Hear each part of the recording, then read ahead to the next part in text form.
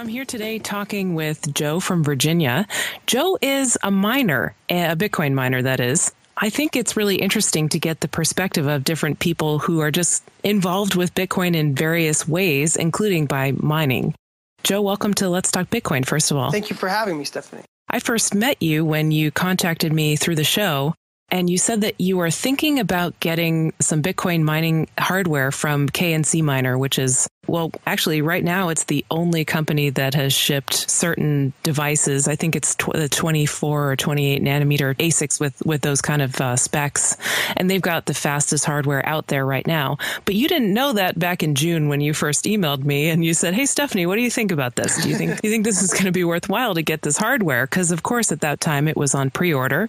And also at the time, the price of Bitcoin was around $100 per Bitcoin. So I wrote back and I said, well, it's your call, of course, but if you have the ability to do it, if you've got a credit card that has no interest for a year or something like that, it probably makes sense. It looks like KNC Miner is serious and they're going to ship. Of course, that turned out to actually come true. So I was glad for that. I just needed some community confirmation.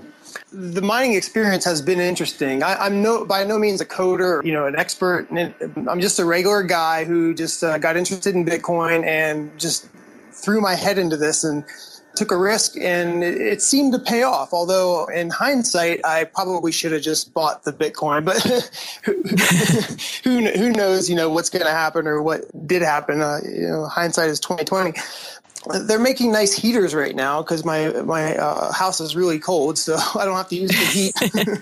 Yeah, that was the great thing about KNC shipping in November is they have just in time for the winter. Exactly. So, okay, let's back up a little bit. So you said, I mentioned that you emailed me and asked sort of an opinion about getting these mining equipment. So it sounded like you had kind of already made up your mind that you wanted to get this equipment. You just kind of wanted some validation or confirmation.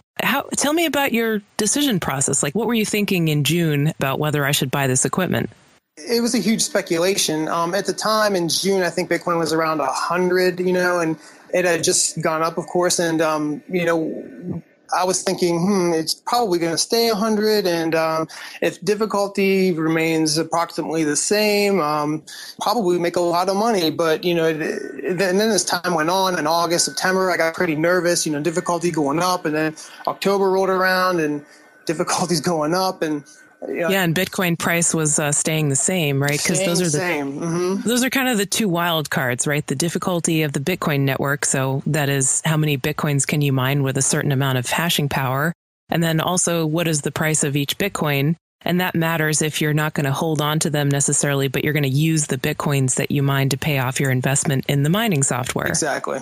Did you actually crunch numbers and do calculations, or did you kind of just give a ballpark estimate? I used a few mining calculators online. So there's a few good ones. And yeah, I crunched tons of numbers. Every day I would, things would change, and, the difficulty in the Bitcoin price side, and I would keep crunching numbers. As we got closer and closer, I got more and more nervous. But things seemed to work out thanks to the Bitcoin gods and the $800 Bitcoin. But so the price of Bitcoin currently has really impacted your bottom line, it sounds like. Absolutely. And, you made the decision to buy this equipment. And if you don't mind talking about it, how much of an investment did you make in the Bitcoin mining hardware? Each KNC Jupiter was about $7,000, $7,100 with the Saturn to Jupiter upgrade. I had to pay a little more, on the upgrade side. I had to buy a new modem, new wiring, PSUs, did the 1,000-watt PSUs, 2 of those. So those were 150 some each. All in all, I probably put about $15,000-ish into this. And yeah, it seems to be, I've seemed to have got a return. So. Okay, so you put $15,000 in around June, and then now that you've received the miners, when did you actually receive the items? Actually, on October 14th, I was a day 2 Jupiter owner, and then I ordered another one, and I got that one on October 17th. So October 14th and 17th. Yeah, so that's pretty close together. Mm-hmm. So at this point now, you've been mining for a little over a month, is that right? Correct. Yep. Okay. So we're recording this on November 26th, just for anybody who's wanting to think about that. So you've been mining for a little over a month, and with whatever difficulty was going on at that time, and also with the current Bitcoin price, you say that you've made back your investment already. Yes, that's correct. Wow. Wow. Yeah. I know KNC Miner was nervous about that because I talked to Sam Cole, one of the principals over there at KNC at the Inside Bitcoins conference in New York in July. And he said, we really want our customers to make back their investment, basically. Like, we want this to be profitable for people, and we're going to do everything we can to help that happen. And it sounds like it has worked out, but there was also a factor in there that they couldn't control, which was the Bitcoin price. Yes, and the difficulty, of course. It seemed like they had a little influence over the difficulty because their machines were actually contributing to it quite a bit, right? Like, there are no other companies who have single units that are as fast as theirs and that are shipping them. It's interesting because people crunch all these numbers and they think, well, is it going to be profitable or not to mine? It's kind of a thin margin, right? But then something like this can happen where there's a meteoric rise in the price of Bitcoin, and then all those calculations kind of go out the window, or they really need to be adjusted because nobody would have predicted the price of Bitcoin was going to rise like 7 or 8 times. That's interesting. So tell me about how you felt when the miners like arrived on your doorstep. Oh, well, of course, I was tracking them and watching out the window every second. Where is the UPS man? So and even when he came, I was ready. Like, I had everything in my mind and on my computer all set up. Of course, I didn't really have to have much on my computer set up. The KNCs came pretty well ready. You just plug them in and play, and maybe apply some firmware. And that was pretty much it. I mean, it was really simple. What software did you use to do the mining? Did it come with them? It came with a built-in CG miner. It was very well made, although the packing could have been a little better. I think some folks' machines got kicked around during shipping and came over a little jumbled up with a lot of hardware errors for some folks. But yours were okay. One is golden. The second one is a little handicapped, but not too bad. Can't complain that much. And what kind of hashing speeds are you getting with both of these machines? Well, when I first got it was about 550, and then with firmware updates, probably around 565, and then the second one... Gigahashes per second, right? Exactly, gigahashes. Okay. And then the second one around 505, and then with firmware updates, it kind of went up to like 535. So the firmware really matters in terms of the speed. Yeah, it seemed to correct a few timing issues. Now, had you done any mining before this, or was this your first experience with Bitcoin mining? Well, yeah, I did do, so back in April, some mining on my iMac and MacBook Pro, which was pretty minuscule, just for fun. And I got some USB sticks, which was just for fun, more or less. Nothing really profitable there. But you talking about the block eruptors? Yeah, the block eruptors, exactly.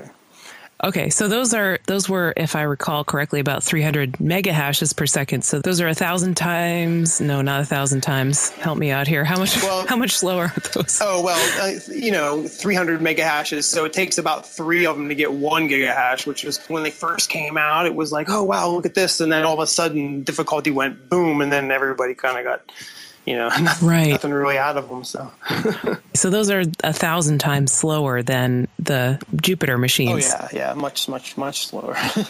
They must be fun to play with, I got to admit. Yeah, but they are pretty cool, like a novelty. You had done a little bit of mining before, but just for fun. And now, would you call yourself... Do you think that you could make a living as a miner? Obviously, you still have a day job, right? Yeah, I'm a pharmacist by day. But, I've been thinking about it. KNC's coming out with another one. I don't know if that's... I just saw that today, yeah. So, and I don't want to put out any bad press, but unless Bitcoin price keeps going up, I don't know. I'm just kind of skeptical on this one. So I don't think I could make a living unless I was in it earlier, I think, unless I was buying other companies' products, because other things are coming out between now and KNC's next release. So you have to keep on buying.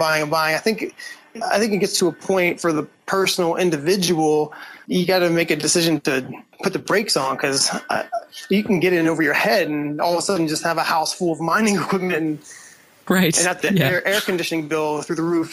So. Okay, so you're running these out of your home. I know some people run them at work and get basically, quote, free electricity, which is really their employer's paying for it. Or maybe they run it from like a college campus or something where there's somebody else is paying the electricity bill. Right. Is the cost of electricity a factor? Is it how significant is that? Well, I'm estimating my electric bill will probably be around $200 a month or maybe $250.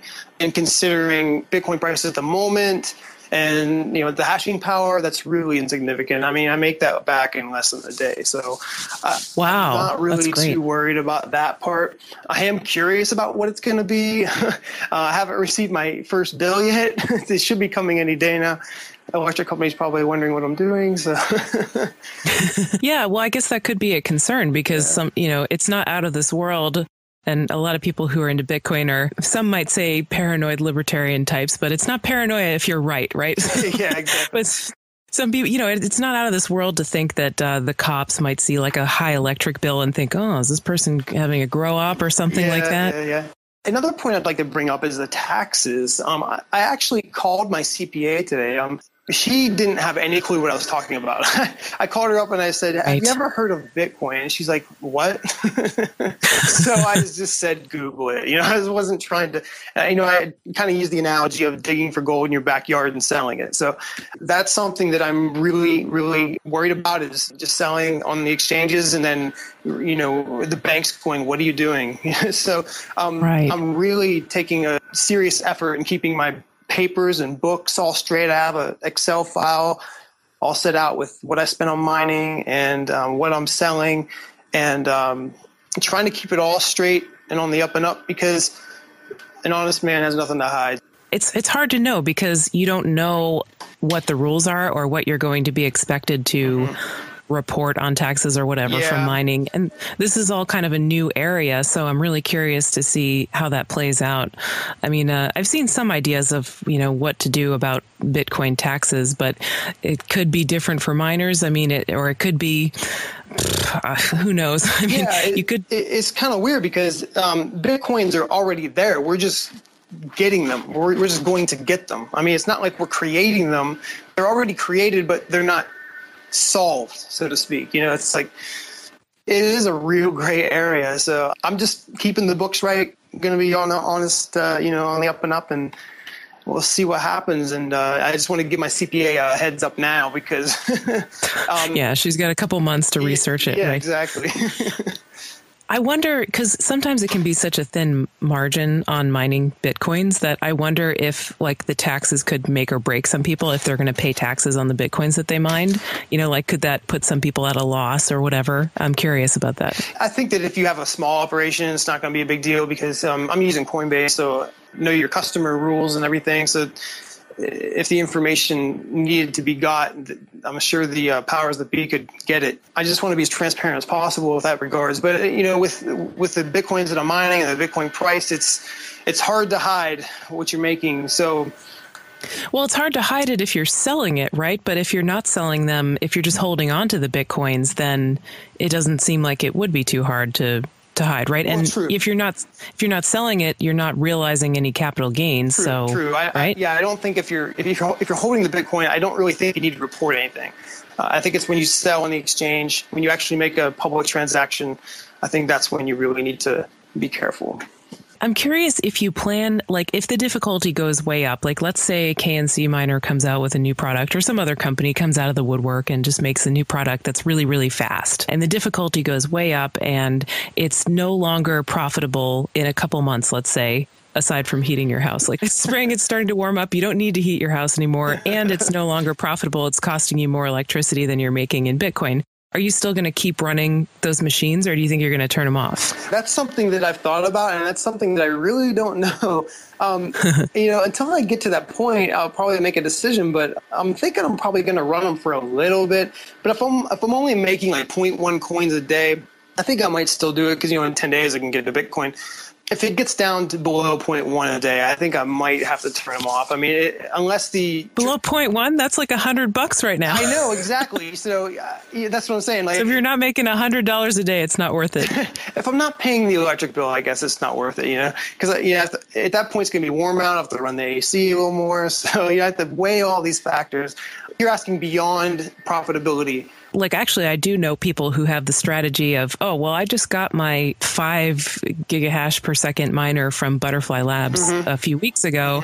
Even though it's not really generating a lot of coin, it's maybe making like 0.01 or 0.0 something per day. Yeah. I'm still going to run it because I'm going to just hold that Bitcoin until it goes up and then able to make my money back or whatever. I'll probably do that, to a degree. Maybe until 2016 when the 25 per block goes to 12.5. That could be another thing. So, but I have some Butterfly Labs things too. I actually just got my last one in the mail yesterday. Oh wow! Yeah, so I'm running those. So that's going to add like a drop in the bucket to your drop in the bucket. I think like $5 a day.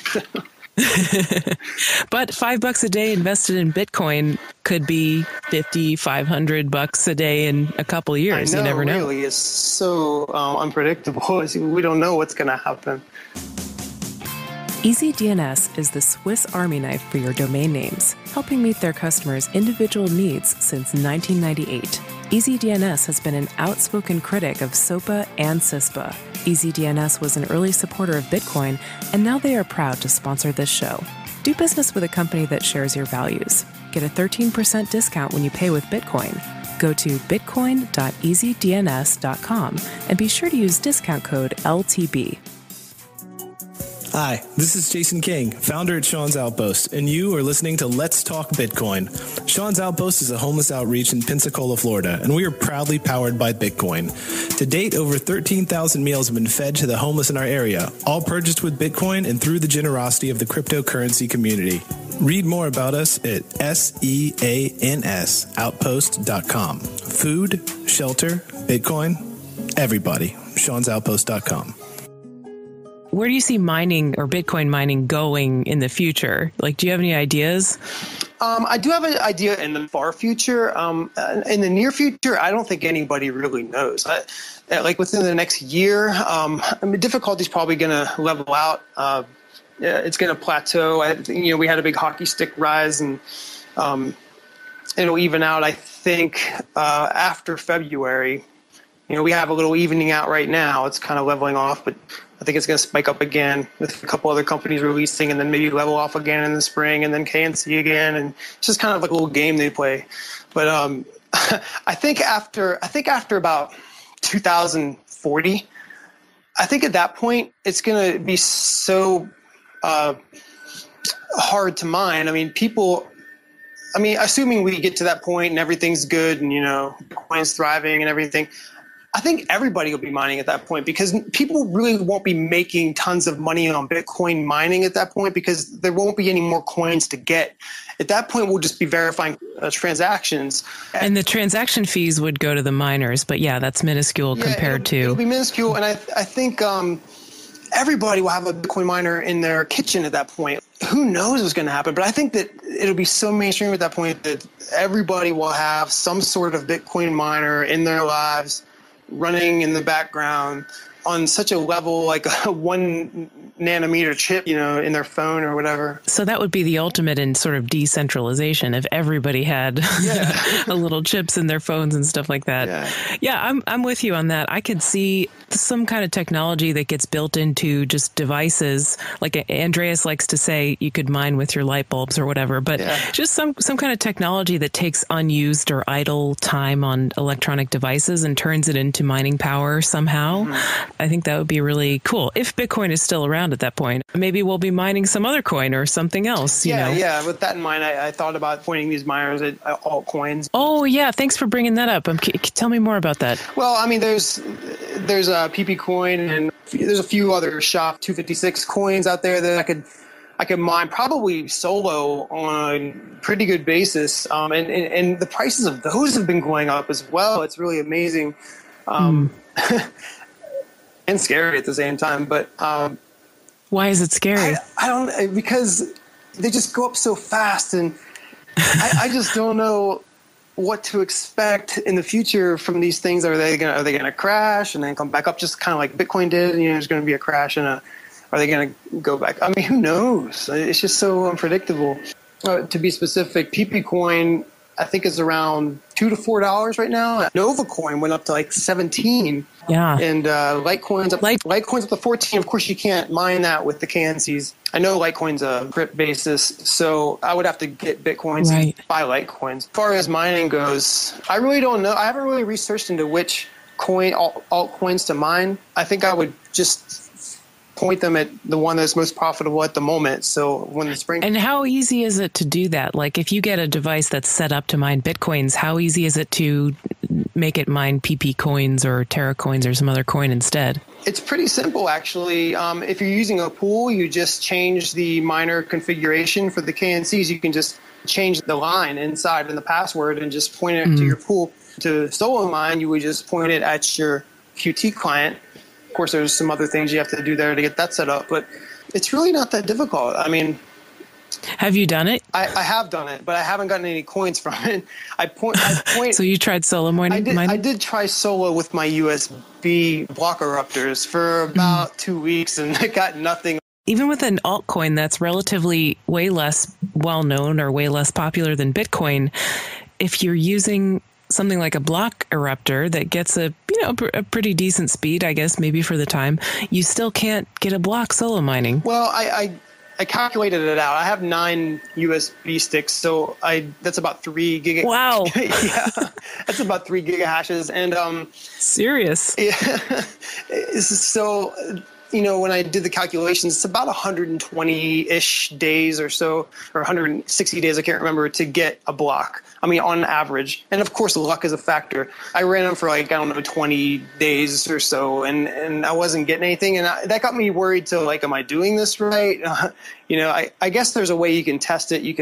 I didn't do that, though. I didn't test the Qt client, like a what-if scenario, is it working? So I wasn't getting anything. I was worried it wasn't working right. So that also makes me worry about, solo mining on these KNCs, that, whether I'm doing it right or not. So I think I would have to consult someone in person, like a meetup or something, to make sure that, I have all the variables ironed out. And, I think I could do it. I'm just afraid that if I point them to the, solo mining, I have to wait 30 days or so or whatever it is to really see if it's working. It's just scary. It's a scary endeavor. I'm hearing there's a little bit of unknown about whether the setup is correct, but also there's an opportunity cost, right? Because you could be using them to mine Bitcoin, which and you can do, and it's straightforward, right? Right, on the pools. Mm-hmm. Do you ever look at the profitability ratios on some of the mining pools? Like some of them actually have a display that says, okay, it's 2 times as profitable to just mine PP coins instead of mining Bitcoins and then trade the PP coins for Bitcoins. Yeah, there are sites out there that do a little calculation for you. Right now, Bitcoin is just off the charts profitable. There's no way. I mean, since the rise, other coins are not nearly as profitable. So, I mean, just get Bitcoins and buy the other coins to trade them on the exchanges. But before the rise, when Bitcoin was around 120, some days PP coin would be more profitable, and then there was a point where Zeta coin was more profitable. There were a couple of days where I did mine some Zeta coins and just for fun. And then did you trade them for Bitcoins? They're just still sitting in my pool. Okay, so you hung on to them. Yeah. I didn't even pull them out of the pool. I don't even have a Qt client for those. I'm just, they're right. Where are you going to put them? I know. I don't know what to do with them. It's just fun, just fun to mine. I love it. It sounds like fun. Thank you so much for talking about this. Is there anything else you wanted to add? For people that are wanting to get into mining, I don't think it's really a good point right now. I mean, this is my opinion, of course. I think that if you're going to get into mining, you have to really speculate on a rise of Bitcoin price. So difficulty is definitely going to go up. It's going to get harder. And with all these new companies coming out, you have to have your foot in the door months ago. If you're going to get in right now, it's really, really difficult. I think the people that are mining already, like myself and, other people with other companies with their foot in the door for January, February, actually December, a lot of people are going to ship. You got to have your foot in the door. If you want to get into Bitcoin, just buy the Bitcoin. Okay, one last question about that, actually. If you had taken the amount of fiat, basically, that you spent on the mining hardware and invested it into Bitcoin, would you be doing better now than if you had just bought the mining stuff? I would be doing astronomically better. Okay. Yeah, that's what a lot of people say. But it wouldn't be so much fun, right? Right, exactly. And you can't, have a nice story to tell. Thank you so much once again. This was great to talk with you, Joe. And now back to the show. Thank you, Stephanie.